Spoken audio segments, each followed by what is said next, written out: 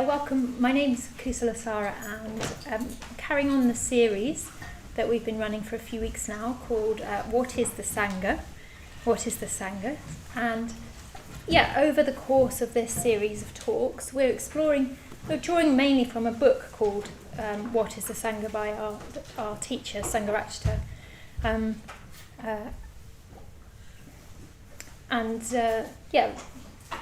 Maybe I'm not drawing so much on that book today, but that's the main kind of backbone to this series of talks.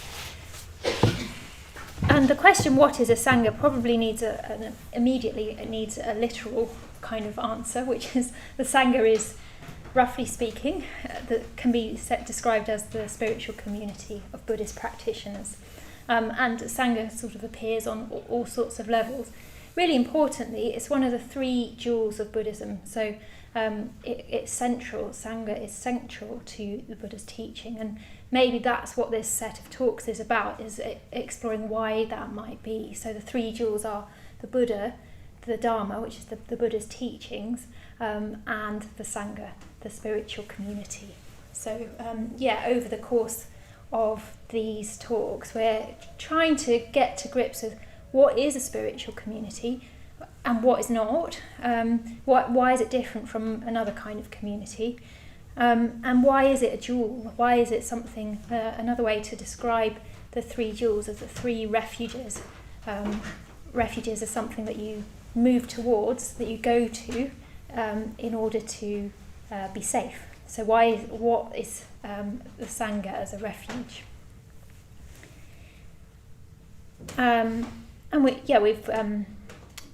We've been exploring how individuals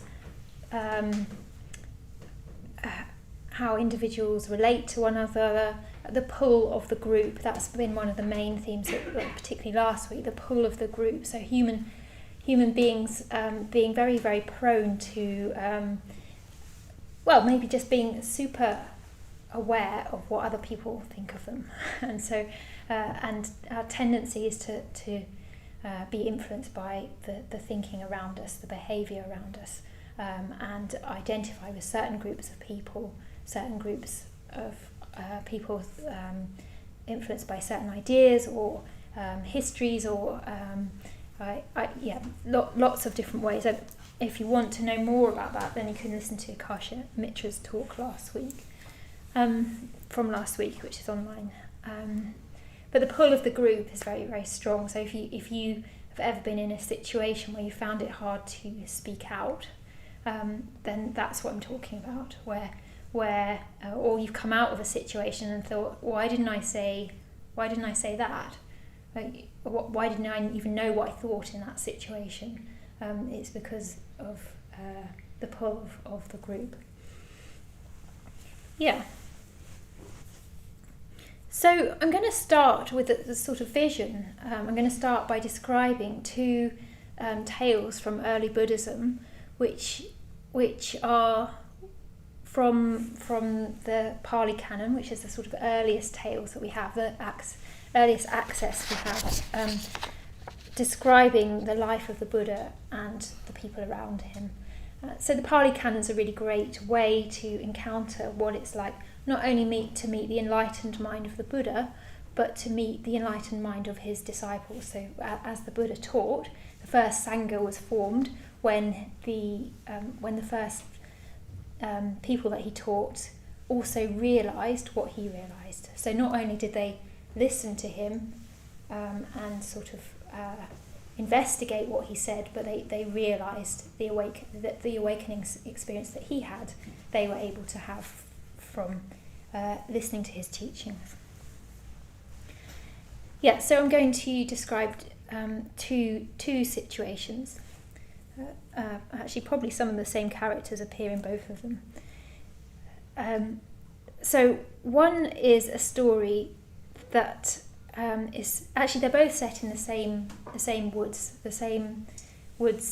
sal tree wood. So it's called the Sangharakshita tree sutta.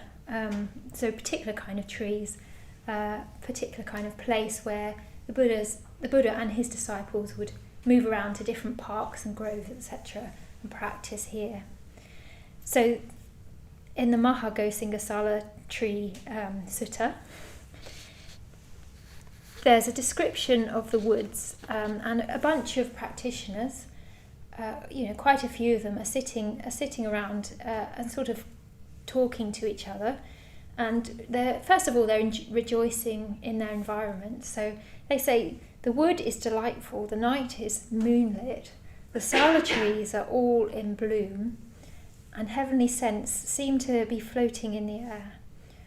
And then they say, well, what kind of bhikkhu could illuminate the Kusalasara tree wood? Yeah, so bhikkhu is a partaker in the Buddha's teaching. So anybody who's practicing. Often it's used to mean a monk, but actually the sort of literal meaning is much more like partaker. So what kind of Dharma practitioner could illuminate even a situation as beautiful as this? And then one by one, they sort of invite one another to ask.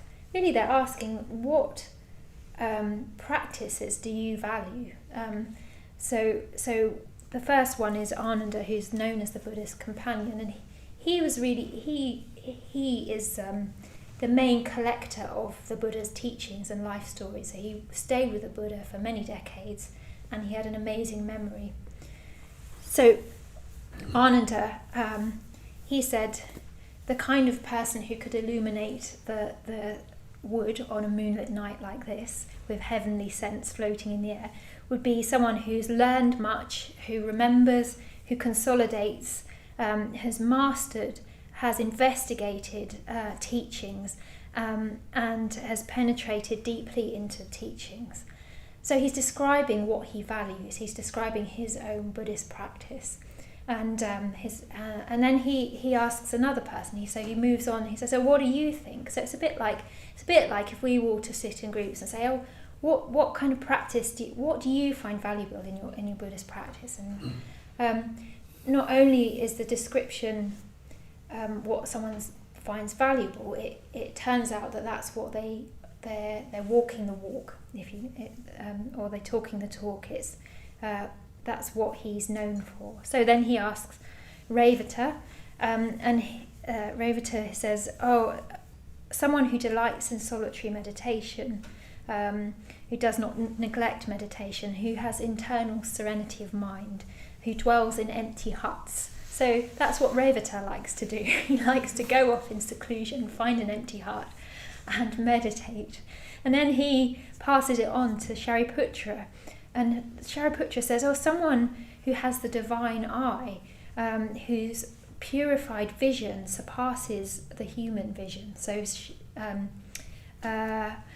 actually, sorry, I think that might not be Shariputra. It sounds more like Moggallana. Anyway, the next one, and who surveys the 1,000 worlds. Yeah, so someone here is describing his visionary meditative experiences. Someone who has access to this sort of multi-cosmos meditative experiences. Someone else says, someone who can engage in talk in the higher Dharma. Someone else says forest dwelling, asceticism. Someone else says mastery, gaining mastery over his mind. So they're bringing out their individual practice, and we get to know these characters in different stories in the canon. If we read more, you'll see that Moggallana has these same characteristics in other stories, for instance, in Ananda, etc. So somehow over the 2,500 years since these happened, a distillation of these people's characters has come down to us. So they go to the Buddha, and they speak to the Buddha, and they describe what each person has said. And the Buddha, each time they hear about it, they say, "Oh yes, it is right that they speak thus." That is so. For instance, Ananda, with his amazing recollection of the teaching, that is right that Ananda speaks thus of his own practice. That is how he practices. So the Buddha's really affirming. Not only are they saying, wouldn't it be a good idea? This is a bit more like me. Wouldn't it be a good idea if we did this? But they're saying no. More than this is a good idea. They're saying this is how I practice, and this is the fruit. There are fruits in my practice, and the Buddha affirms it. Each person by each person.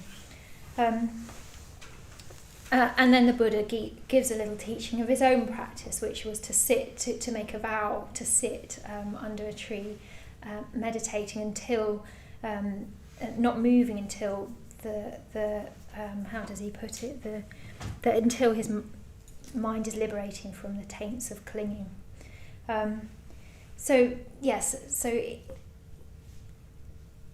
This beautiful moonlit woodland night with these heavenly scents, and then how can we illuminate it even more? What could adorn nature even more? And that is these distinctive qualities, these virtues that each person is bringing individually. Yeah, and that's the end of the sutta, and everybody was satisfied and delighted, which is sort of a Buddhist way of saying, and they all lived happily ever after. They often sort of say, and they were all satisfied and delighted. So probably another season, another year maybe, same woods, and we encounter 3 practitioners, and the Buddha is talking to them. The Buddha, they've got a spokesperson, and that spokesperson is Anuruddha, and they're living together. They're practicing together, a little trio, and it's described that they live in mutual appreciation, blending like milk and water, looking on one another with kindly eyes. So the Buddha is interrogating him about this practice, and says, so how are you living, and what's so great about it? And Anuruddha says, I set aside what I wish to do, and I do what these venerable ones wish to do. We're different in body, one in mind. That's how they describe it. And the descriptions are quite practical, like how do they live together, and it's I live in a house with there's 6 of us, a women's Buddhist community, and part of how to live in harmony is is taking care of the place, which we do to more or less of a successful degree, but it's always really nice if the table's been wiped or the floor's been swept. And you might feel that these are kind of not the main things about living together. The main things are kind of making friends or connecting, what they're describing here is that the first person who returns from the alms round, get these little details of how to live the life of a bhikkhu, puts out the water for washing, puts the refuse bucket in its place, and then the last person who returns from the alms round changes the water for drinking, puts the washing in the right place, takes care of the latrine, and they do this in silence. So they only speak once every 5 days, and they spend that evening. They stay up all night talking about Buddhism, talking about the Dharma. And so if any of the buckets of water or the latrine are too hard to move on one's own, they just signal with their hand, and then together they carry it. So this harmony happens. But this harmony, we learn there's a deeper harmony, because the Buddha asks more about the meditation, and Anuruddha starts describing, when we meditate, we reach this stage, and we reach this stage, and he describes going through this particular set of meditative states, known as the dhyanas, and he goes deeper and deeper, and the Buddha sort of goads him on and says, tell me more, and describes that finally gets to the point where he's describing we reach the state where taints are destroyed, by our seeing with wisdom. So this dialogue happens, and then afterwards the two who haven't been speaking say, well, how did you know that, Anuruddha? Because we haven't ever told you of these meditative states. I know we talk every 5 days, but we didn't tell you that. And Anuruddha says, well, how does he put it? By encompassing their mind with his own mind, he was able to understand what meditative experience, they call it abidings, what meditative abidings they were having. And to the point where he could vouch for his companions and describe what their attainments were in their practice without needing to speak to them. So not only, you probably experienced this when you know someone really well, you can communicate, with very subtle communications, like, little eyebrow raise means let's go and sort this out, or but the deeper point is that the harmony is not is practical, and it's also this one mind is at a profound level. And then the sutta ends with a local deity rejoicing in them and saying this is a great gain for all. I think this is really interesting. So if anyone recalls and remembers these 3 practitioners with a confident heart, that would lead to their welfare and happiness for a long time. So something about just the benefit of these 3 practitioners not being only for those 3. Okay, so we've had the first sutta description of the distinct qualities of these practitioners, and then in the second sutta this description of blending like milk and water, so this profound spiritual harmony. Maybe I'll just ask you if you have any responses to either of those stories, or whether there's one that you find more appealing than the other. As a what's more attractive? I found it quite interesting, the fact that they were describing their own, sort of qualities of the practice, sort of as if it's hard to imagine something that you don't know, and so you take all the goods that you know and you just put them and you follow them as goods. So you just you take the good that you know and you and you practice it. And what did you find interesting about that? Yeah, because probably by knowing each other, they could have, guess what if would have been the goods of the others. But since they didn't practice it because it's not their own goods, they were able to sort of represent it in a way. Yeah, exactly. Yeah, so they're not sort of speculating or something. You're talking about the first sutta. Yeah. Anyone else got any thoughts? Yeah. Just building on that, I'm sort of like halfway through a book, which is sort of Krishna, who's a Hindu god, the 8th incarnation of Vishnu, because he gets reincarnated lots of times, teaching Arjuna, who's a student. And as he's teaching Arjuna, he goes through almost 3 different stages,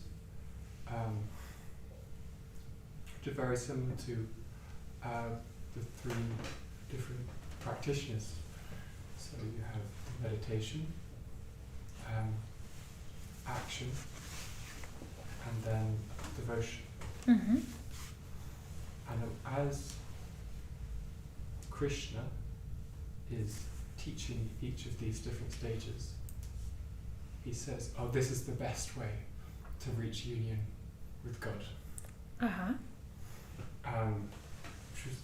Which is similar to how the Buddha was, in that he was very affirming of each of the different practitioners. Yeah. Yeah, but it's sort of they are contradictory. He's contradictory throughout the book. Right. Is there a question there about what are you just sort of noticing a similarity between? Yeah, I was just noticing. Yeah. Well, I think there's something really important about affirming. I mean, obviously they were strong practitioners, and yet having the Buddha affirm them was also meaningful as well. This was because part of why I took this, because it's interesting that like in this book, like Krishna is a god who knows everything. He's the representation of just like the self, so the aware self. He's in his teaching, he's basically giving these practices as the best way for each of the different practices. So it's not even that he's like affirming some pat student, you're doing really well. Is that he sees each of these practices as what he teaches them, at least. He'll teach them as the best way. Yeah. Interesting. Thank you. Thanks. I mean, do people find? So I guess what I've described here are two ways that I see the Sangha, so this kind of exalted spiritual community, as lived. So they weren't born like this. That each of the practitioners had to practice the various Buddhist disciplines and became specialists. I'm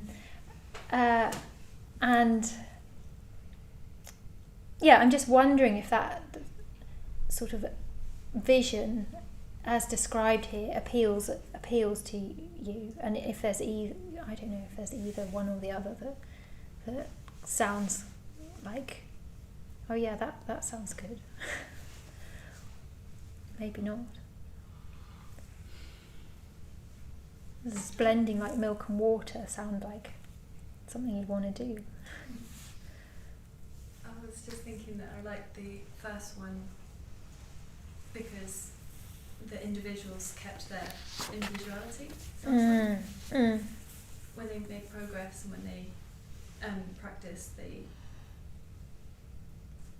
just, what they personally value comes out, and the Buddha's saying, that's great. I like that. Yeah. So there's something really important there, isn't there? So I think there's something that most of us don't want, is just to become a kind of spiritual cutout prototype or similarity. So there's something significant, that the fact that these characters have come through so vividly, kind of time and time again in the literature, as having distinctive qualities, shows us something about enlightenment, that not everybody looks the same. Any thoughts about the other one, Anuruddha's living in harmony?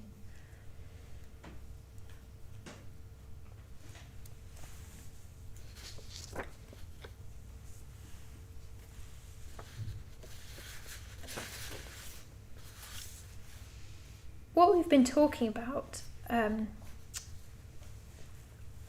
over the last few weeks is this way of describing a practitioner as a true individual. So I thought maybe I'd talk a little bit about the qualities of true individual. So this is going back to what I was saying at the beginning about someone who isn't confined by group mentality.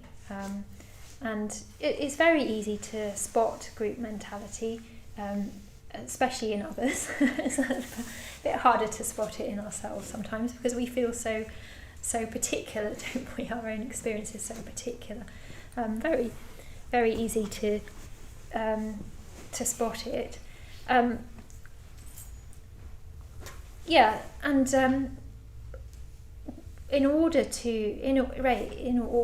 The goal is for our minds to be free enough, not only to be free from the group, but not need to define ourselves against the group.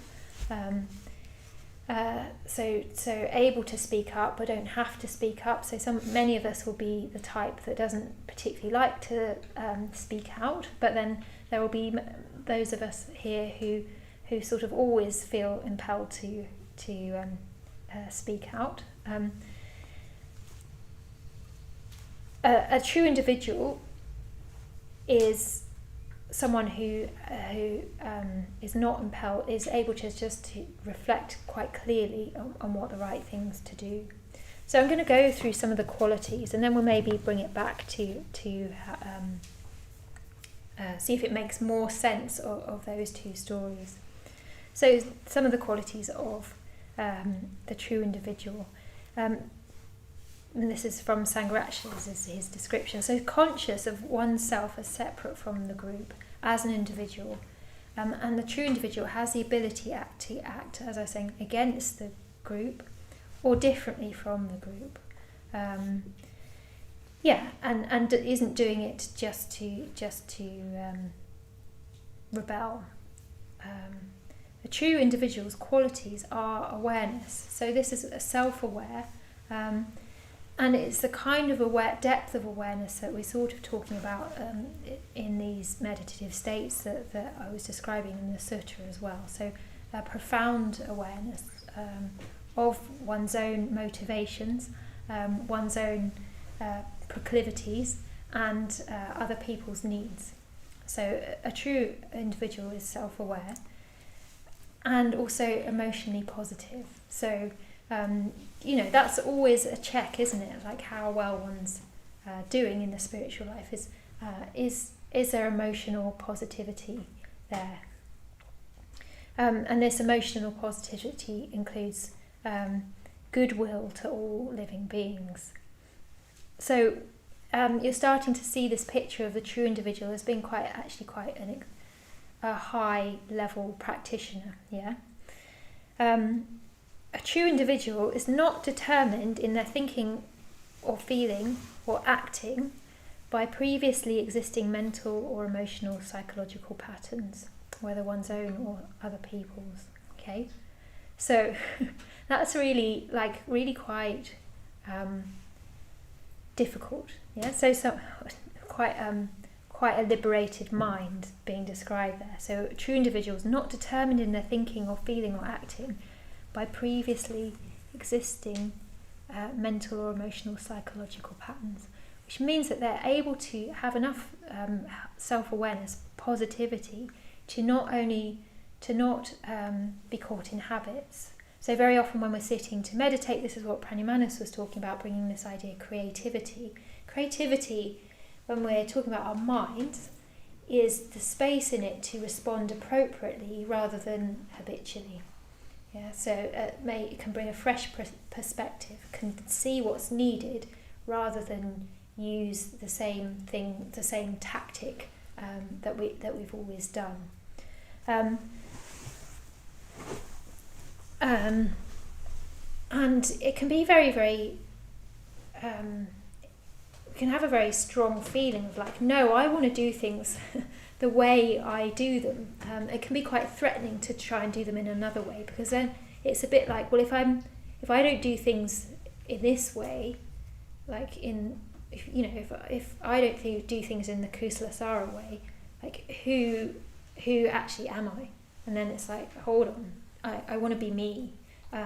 But I've had enough experience as well. I mean, I haven't had enough experience of this, but I've had enough taste of experience of intentionally moving out of my habitual way of being to know that that's how I want to live my life. That's where the taste of freedom is.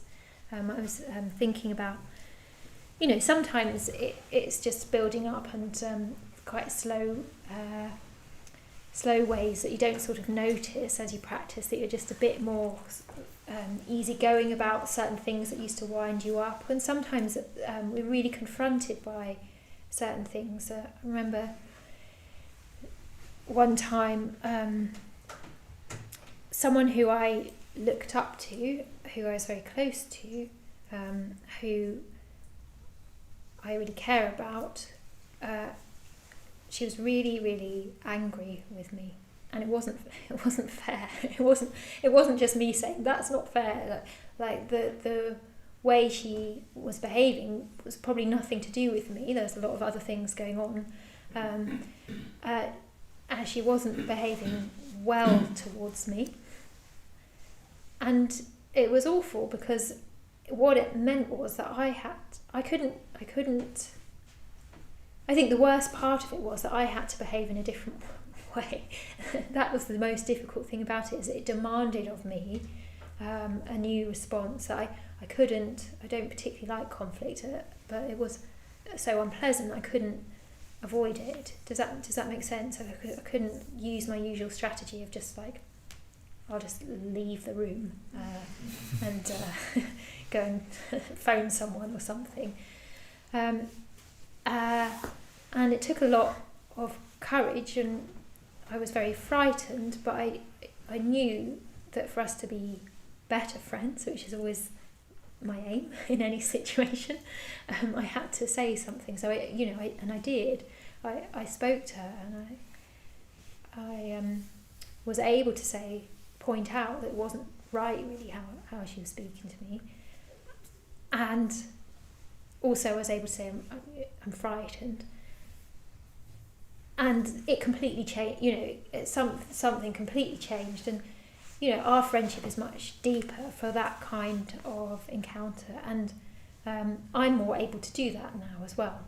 So do you see, by doing something difficult, I've created the freedom in my own mind to do that more often if I need to.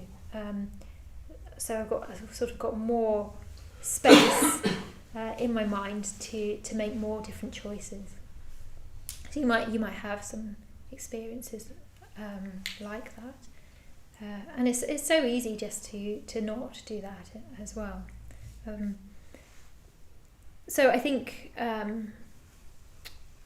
practicing the precepts as a training also means that we're demanded to do things in a different way. And sometimes if we're around people who aren't living by our own the same values, it does mean that we might have to put our heads above the parapet a bit and not act in the same way, not be determined by other people's thinking or habits or our previous ones. I remember another time. My friend and I went for afternoon tea somewhere in West London. I can't remember. It wasn't Fortnum. It was somewhere like a bit like Fortnum's. It's not like I'm always doing that. I think it's the only time probably. I can't remember, one of those famous tea places. Anyway, we had tea and cake, and the waitress forgot to charge us for our cakes, and that was a significant amount of money, and I think we did that eyebrow thing that I was mentioning before. And we just scarpered. And I was practicing Buddhism, sort of embarrassingly recently actually. I mean, it wasn't that long ago, but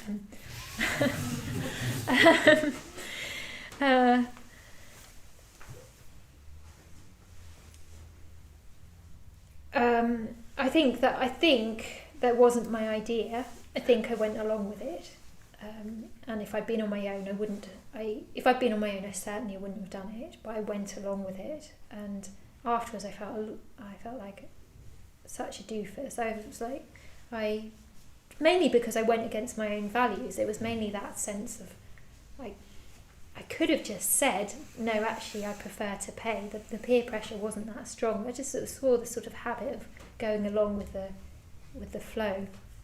Anyway, I emailed the tea place and told them what had happened and apologised.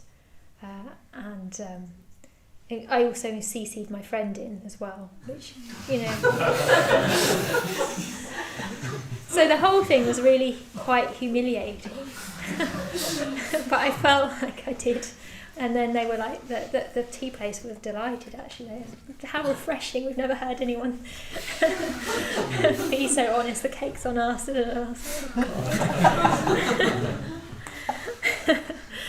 So the whole sort of sequence of events was so humiliating. I was, I'm not gonna do that again.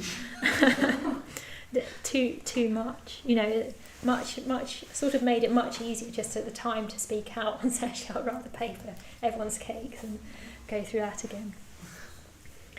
Yeah.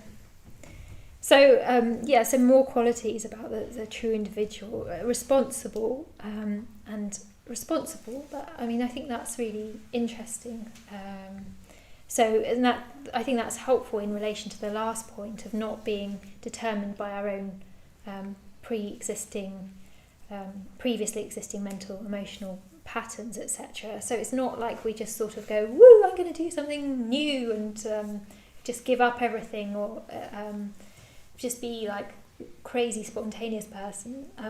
Responsible, aware of one's own needs, aware of the needs of others, and able to act, willing and able to act accordingly. So that's a strong one, isn't it? Willing and able to act accordingly requires quite a lot of courage, I think, and awareness. Able to discern what's important, I think that's another way of saying that. Other qualities are intelligence, imagination, insight. Yeah, so that sort of breezily said. And I think that's also interesting, because I think intelligence is something that we think we're born with, but it's definitely something we can cultivate. And in this way, I think intelligence is a way of talking about how we use our minds, not what our IQ is. Yeah, so it's how we use our minds. Can we apply different perspectives to our experience without getting sort of emotionally hijacked? Yeah. And finally, not limited by group consciousness. So I think maybe I'll just say something a bit more about group consciousness, because sometimes it can be very, very sort of nice. It's difficult to be in a group when you're the one who's feeling different. But there can be collective group situations that can just feel very, very nice. And it's sort of like nothing wrong with them in a way.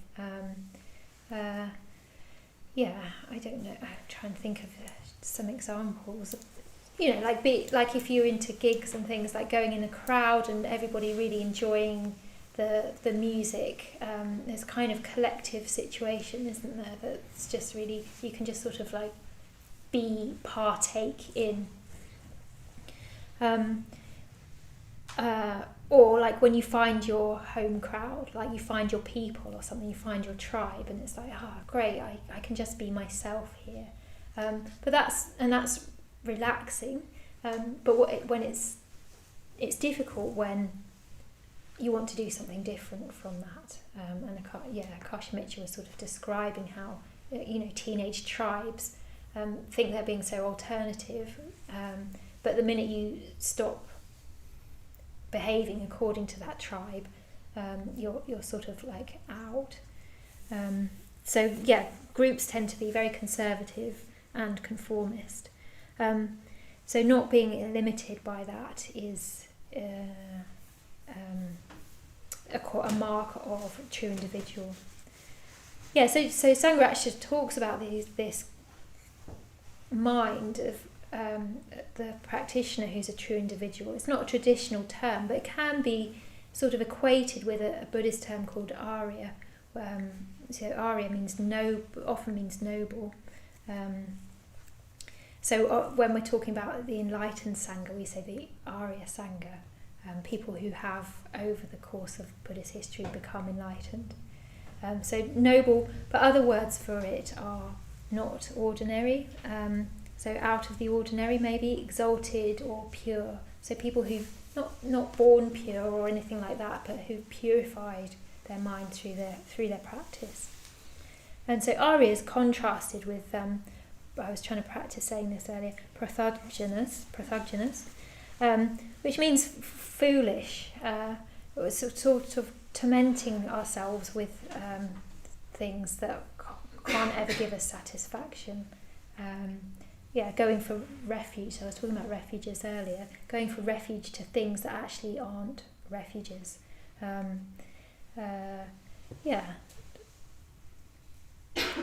So it's a contrast between one and the other. And then I think the important thing is that there is a path between one and the others, and that's the path of practice. The danger about talking about true individual is that it can sound a bit reductive. So it's like we sort of know what an individual is. We think we do. I mean, we do. And true individual is sort of something, is more than just an eccentric, for example, or someone who is a bit different. We're talking about something quite different. And it also, it plays into modern individualism. So I think that's the current kind of trend in this society, is to be an individual. To be really me, like the authentic me or something. Which is different, a different thing. The positive thing about it is I think it implies taking responsibility. I think that's the strength about thinking about an individual practitioner. We have to take responsibility for our own practice and for our own mental states. I mean, practice includes our mental states. So this means exalted things like not blaming other people for our own suffering, even if they are instigators of our suffering, even if they are acting in ways that cause us harm. The Buddhist vision is that we don't blame. We might hold people to account, etc., but that there is no blame. Taking total responsibility for our own experience. And this evolution from prathajana to Arya, or to ordinary person to exceptional person, to a non-enlightened person to an enlightened person, doesn't happen by chance. It's not sort of like just something that might befall one of other people. It's about this action of taking responsibility, putting our practice at the centre of our lives. And making the effort we need to become more and more self-aware. Okay, so maybe I'll just see if there are any questions at this point, sort of around the definitions.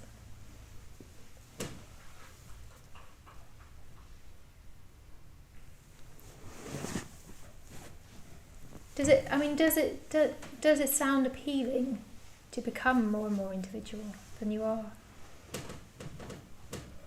Yeah. I sort of came across this idea, which is like changed the way I think about myself. So I guess if I'm becoming more and more myself or more and more an individual, it's like, what does that actually mean? So I came across this idea that changed that, what I thought about what I am, which is, can I exist within the contents of a context? Which is sort of like, we have all these thoughts and ideas of who we are, and they sort of are like contexts, and then like we sort of look inside them and there's the contents inside. It's like, can I really exist in there? Is that? And what was your answer? Well, I don't think so. And what was that like to describe, to find out that you can't? Did that feel freeing? Well, part of it's like super scary because it's like, because there's so much of that stuff going on, like inside myself. So it's sort of a little bit with me, with my, like, I think I've really pursued knowledge of spiritual stuff, and like to try and get better or whatever.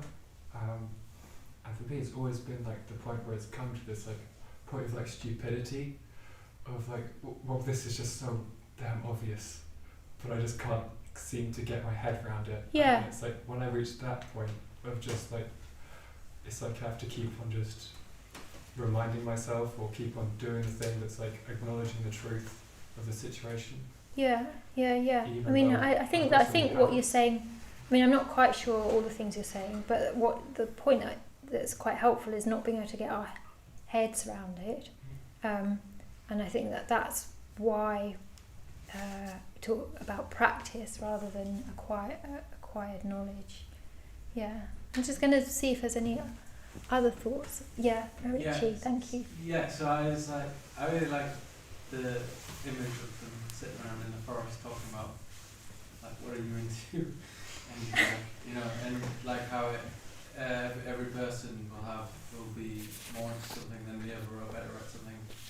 Like one part of the Dharma practicing than a different part. So I wondered what would be. So just say, for example, you're someone more of a meditator. So would it be? How would you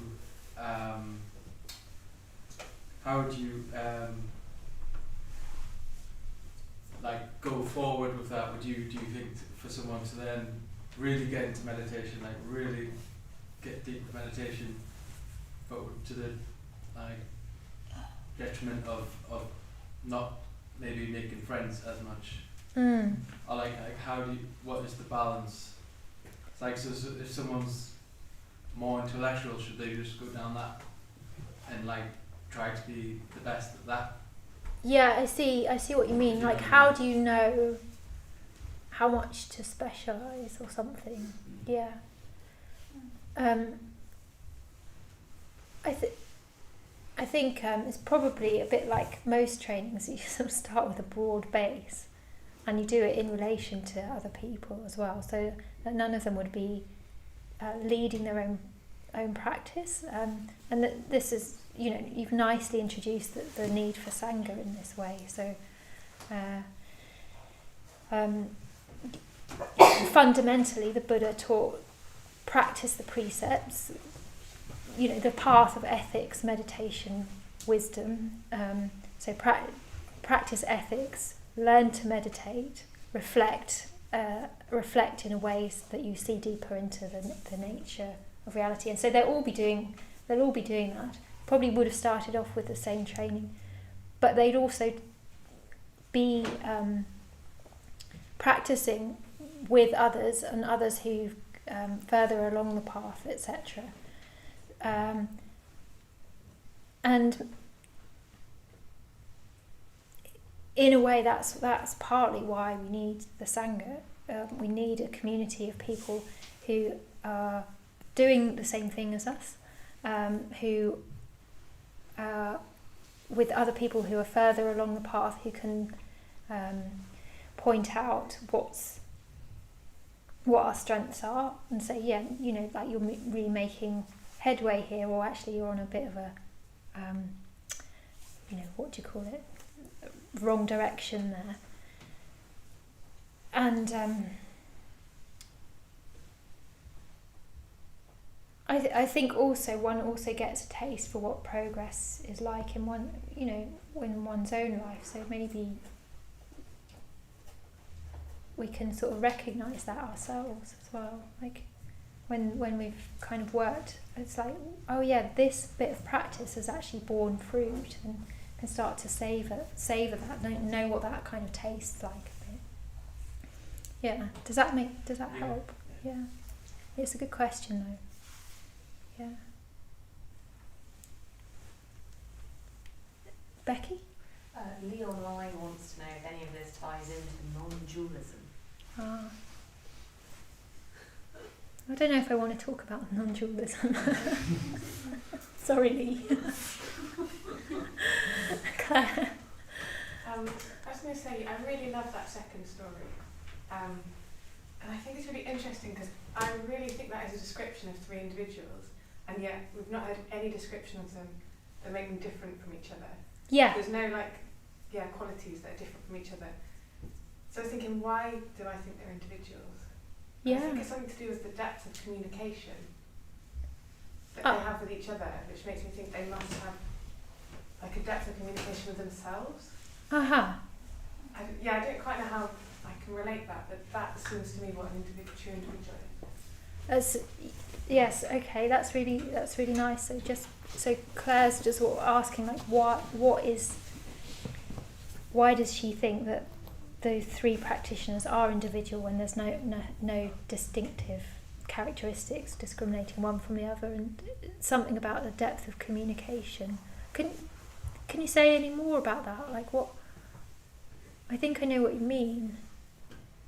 Yeah, it's something like I kind of like they don't have blockages in themselves. Like there's something that flows through them. Uh-huh. That's So what is a blockage? So is a blockage like a defensiveness, Yeah, or I think like a sort of self-definition against defining oneself against something else? Yeah, like a defensiveness or like a fear. Or something. Yeah. And the fact that they're in silence, but they are still really like kind to each other. And I kind of feel like sometimes I communicate with people on a different level, which could be more like a group. It's like you're too connected or something. You're not connected to yourself enough. Yeah. So that's the trouble with a kind of unenlightened or sort of group consciousness, is that you sort of merge but don't connect it to yourself, or aren't able to see outside of like Sangharakshita describes, like outside of the group, the collective. But one feels that these practitioners could, if needed, as well. I mean, I think that would be true. Could if needed, practice on their own, etc. Yeah, good.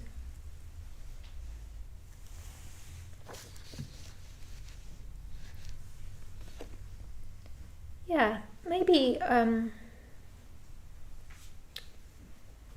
where to go from here. I'm going to wrap up, and maybe just to bring back to this idea of Sangha. So I've talked about the qualities of the true individual, and I think Richie's point sort of helped me to describe why is Sangha important in that.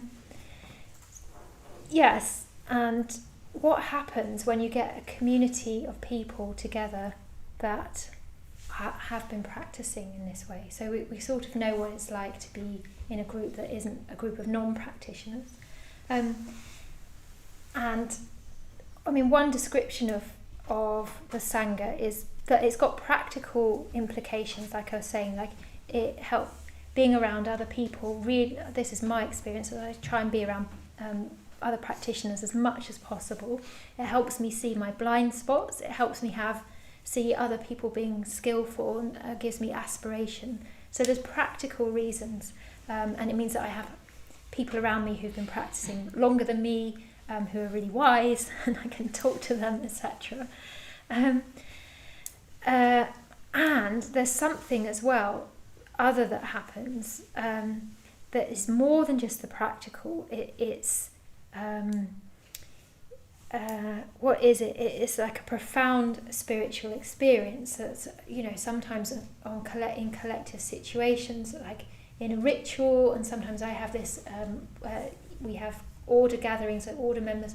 It might happen in the ritual, and we've all come together where we're all practicing the same thing. So our minds are all very, very different, and we've had different histories, etc. But our minds are all pointing in the same direction. We've got the same values, and those experiences, when they happen, they're the most kind of affirming experiences that I have about the path. It's something about, yes, I want to practice among these people, as different as they all are, as weird as some of them are. Like you get people practicing for a long time, the individuality starts to show up. They're also less concerned what other people think about them, which sometimes produces some really funny funny characters. Anyway, I hope you meet some of the funny characters in our movement. Anyway, but it's something about that experience. It can be described as the bodhicitta, and it can only really come about in the collective situation. Like the bodhicitta is the heart mind of awakening. So it's like something like a coincidence of wills, but not just a coincidence of wills. It's got this other dimension of the Dharma living through, and it happens, and Bhante's really clear about this, that it's much, much more likely to arise within a community who are working hard together, that are stimulating one another, sparking one another off, and it's a kind of fellowship. It's very, very hard to describe, or a spiritual communion. And it's this kind of experience that doesn't need a sort of justification. It doesn't. Experience justifies itself, and there are, as I was saying, like there are practical sort of immediate reasons. If you come here a few times, you'll get a sense of what it's like to whatever extent you want to be a partaker, you are, and you get a sense of why that's different from listening to an app in your room and practicing on your own. So there's this this vision, and it sort of, for me, that's a really profound inspiration, actually. Like not only I'm inspired to be more and more individual. So for me, individual means free, means free to make good choices, free to freedom of mind, free to actually free to not have aversion towards other people, much, much freer to just take people in exactly as they present themselves. So not only do I get inspired by that, but I get inspired by what's it like if more and more people are trying to do that, and what's it like if that's a kind of that coincidence of wills, and maybe it looks like looking on each other with kindly eyes and mixing like milk and water. Maybe it looks like illuminating the forest with different virtues every night, or different nights in the moonlight.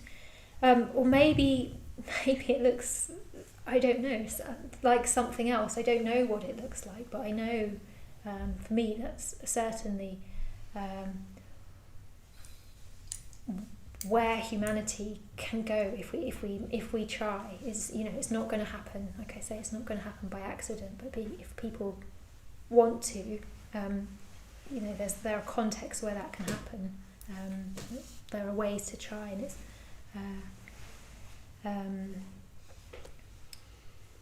that journey from Prathajana to Arya, that's definitely possible. And maybe if you're going to reflect on anything over the week, just think about, like, where do you think you could be more individual? Like, where do you think you could bring a bit more creative response into how you react or communicate with certain people? Are there things that you find that you're not able to say, or are there things that you find that you're always saying? Maybe it's time to sort of refresh your response. Just see if you can create a space in your mind to allow yourself to sort of shine like in a small way, like one of those bhikkhus in the forest. Okay, so that's the end of the evening. Really looking forward to next week, and we'll be exploring. I think Dani Tar's teaching next week, and she's the talk is called "Is a Guru Necessary?" So quite a different direction in exploring what the Sangha is. Okay. Thank you.